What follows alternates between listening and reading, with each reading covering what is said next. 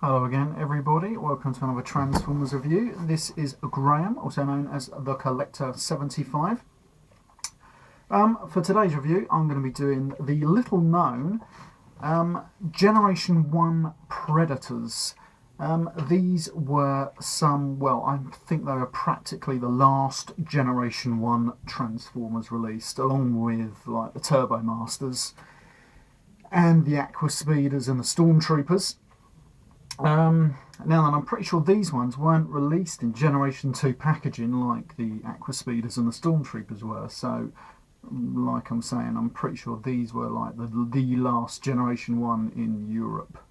Because of course these were let me get my bloody words out, Europe only exclusive figures. The small ones, which I'm going to show you in a second, actually let me try turn this camera around so you can see them. Here we go, I've got all Predators. There we go. Now then, the small 4 jets were released in Japan as well, along with the 4 smaller Turbo Master cars, which were like on Versus cards, so you had one jet with one car Autobot. Yeah, so like I say, we have 6 figures. We've got a nice big Skyquake, which I'm probably going to have to do this in 2 parts because there's a lot of figures and to go through them all. Yeah, this is Skyquake at the back. Here's a nice big bomber jet. Nice bit of gold plastic on there, which I just broke the other day, which I'm going to re-glue because it's not, luckily, so essential, hopefully. But yeah, I'm going to re-glue that. I've had it nearly 15 years, so it's the first time I broke it. Just setting up this review, just trying to make sure all the features work and everything like that. This one is Stalker. He is a tank, which, like I said, I'm going to come to these in the next part of the review anyway. We're going to concentrate mainly on these jets. Right, here we go. Let me just turn this camera around so I can see what the hell I'm doing. Right, here we go. Right. Now then, the first one I'm going to come to is called Falcon. Now then, he is like a stealth kind of fighter, bomber, jet. Now then, he's not too bad really. They all did come with these lovely neon green missiles. You see, you could see it was sort of like edging towards Generation 2. He's got nice little landing gear on the bottom there. I don't know if you can see that. He's got nice translucent green cockpit, which, you know, does reflect in the light. I'm trying to put as much light as I can on myself around here. But he's pretty good. He's not a little bad jet. Unfortunately, he does lack on the transformations on some of these figures. Now then, he did come with a handheld weapon, which I do have on one of the other ones. I don't have them all for these, unfortunately, mainly because the launchers, well, the handheld guns, are sort of like all that lovely gold plastic, and so the little peg which they hold them by normally gets broke off and is usually in their, you know, ends up in their fist. But so they're completely useless. I mean, I broke 2 myself since I've owned these a while. I managed to get an extra 2 off eBay because I was trying to complete the Stalker, so I managed to get a few more of them. But I'm missing 3 of them, and like I said, I broke 2, so, you know, they are very, very rare to get unbroken, mainly just because of their gold plastic. Anyway, right, yeah, let me transform this guy very quickly. It's got a nice easy transformation really. We just bring these legs down. Going to fold away the little landing gear. Bring the legs down, like so, and then so you can see that it's on like a little hinge there. I'm going to pull that down. So that's in that position. Fold his little arms down, like so. Then we turn from this way and then we just fold this back all the way down there, and it just sort of like, doesn't really click into place, but it does just sort of hold there. I mean, it's quite tight, it's not going to fall out or nothing. Anyway, that is him in his little robot mode. And he's got the nice light piping through the eyes there. These were some of the first figures to have that. I don't know if I'm going to be able to sort of like get the light on it there at all. It doesn't really work, does it? But anyway, but that is his head. I love the heads on these generation. Well, I'm going to say Generation 2, but he's more Generation 1, isn't he? But they started to have some of the most evilest looking heads, and I love them. His arms do move, which is pretty cool. There we go, out there, and he will hold the little launcher. And when I do show you this launcher, it is fucking powerful and it will take your eye out.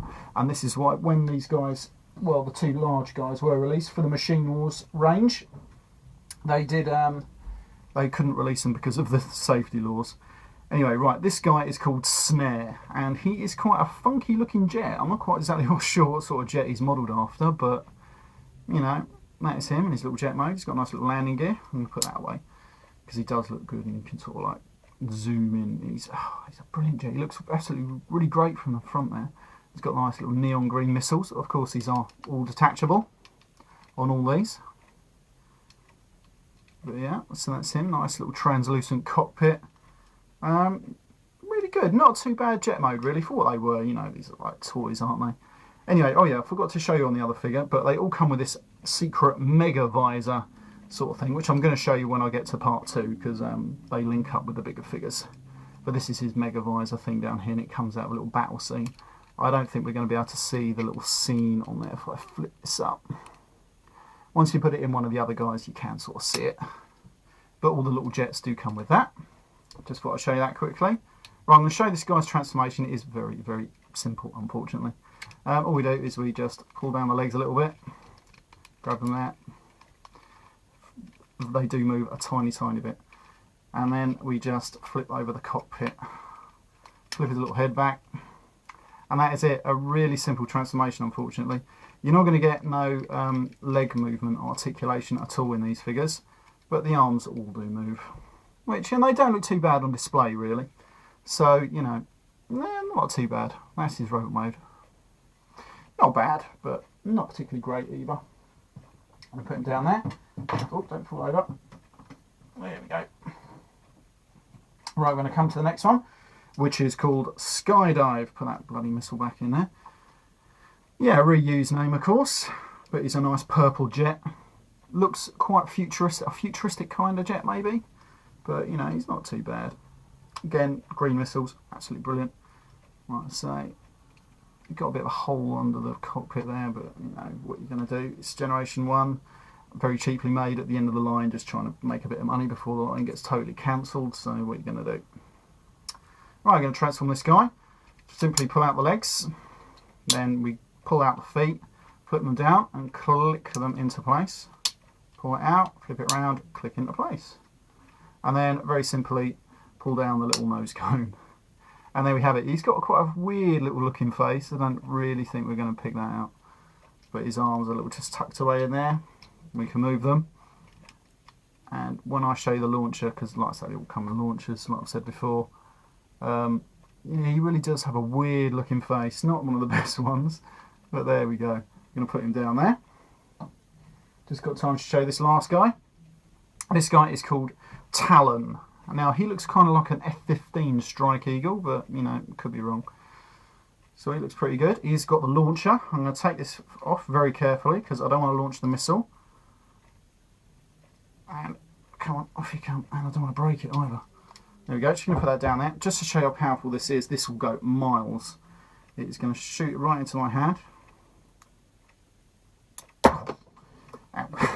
There we go, but that will shoot absolutely fucking miles. It's well good.